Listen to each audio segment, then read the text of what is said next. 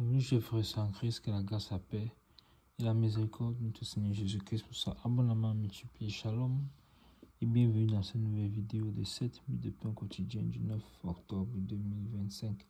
Nous poursuivons notre lecture dans le livre de Actes des Apôtres, chapitre 8, et nous allons lire aujourd'hui le verset 11.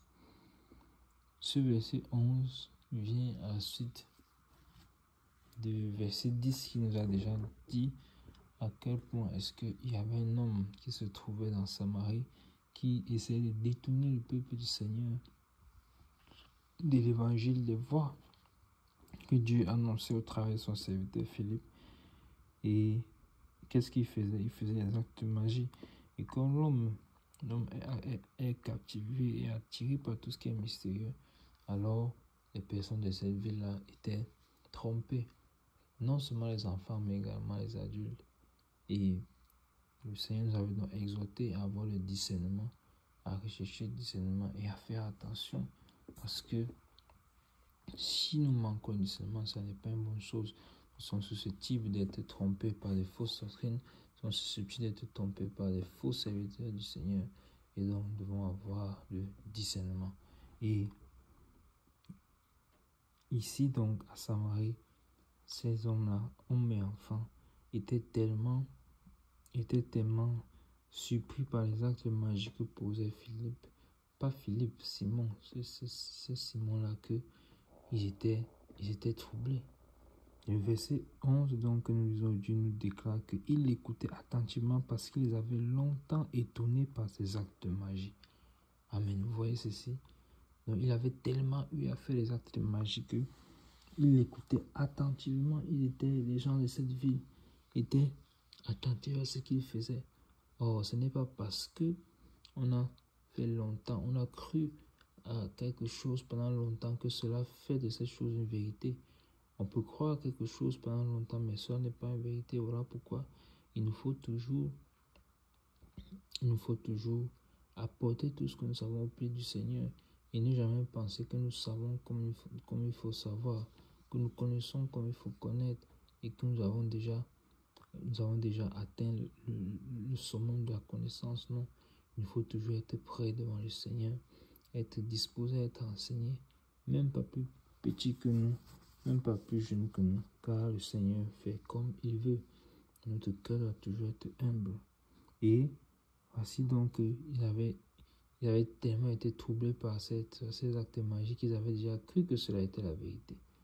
Vous voyez? Et cela me montre un peu l'image, je pense également à ces personnes-là qui pensaient toujours qu'il fallait accomplir les coutumes de Moïse et la circoncision et autres pour hériter du salut. Or, tout ceci, c'est des choses qui étaient longues, des choses à venir. Et le Seigneur avait déjà accompli quelque chose de plus grand. Et ce n'est pas la foi que nous sommes sauvés. Mais l'homme pense toujours que c'est par les œuvres. C'est pas les œuvres. Et ceux qui croyaient à cela persévéraient là-dedans. Ils voulaient essayer de persuader les autres. Pourquoi? Parce qu'ils pensaient véritablement qu'ils avaient la connaissance, la vérité, qu'ils étaient dans le vrai, alors que c'est eux qui étaient dans l'erreur.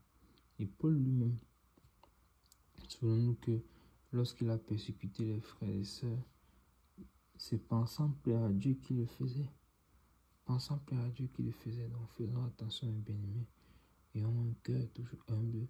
Les pharisiens n'ont pas su reconnaître le Seigneur lorsqu'il est venu. Ils l'ont crucifié.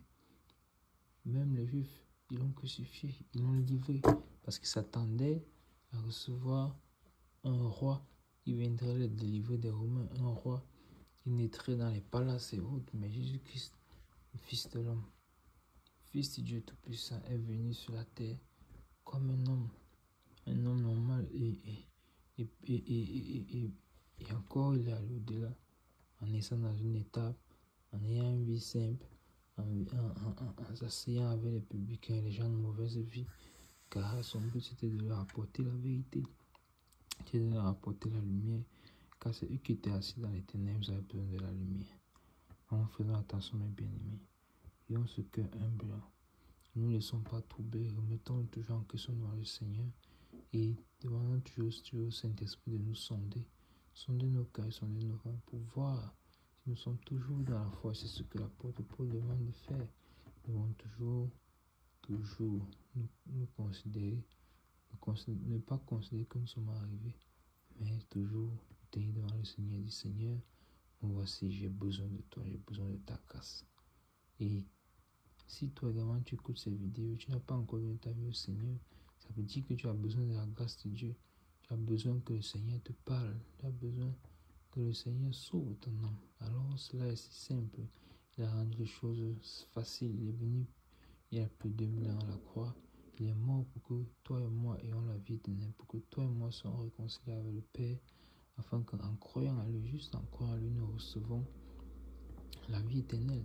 Alors répands-toi de tes péchés, répands-toi de ta vie passée menée sans Dieu, accepte-le comme Seigneur et Sauveur de ta vie, et ainsi de suite.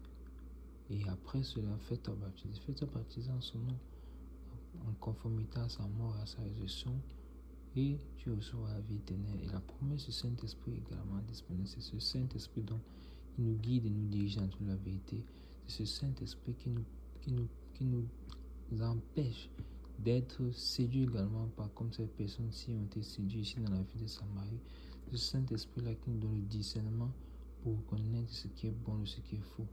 Donc faisons attention, mes bénis. Et on ce que simple-là que le Seigneur peut diriger comme il veut pour sa gloire. Amen. Nous arrêtons là pour aujourd'hui. C'était tout pour les 7 minutes de pain continuer ce jour. Que la grâce, la paix et la miséricorde de notre Seigneur Jésus-Christ soient abondamment multipliées. Shalom.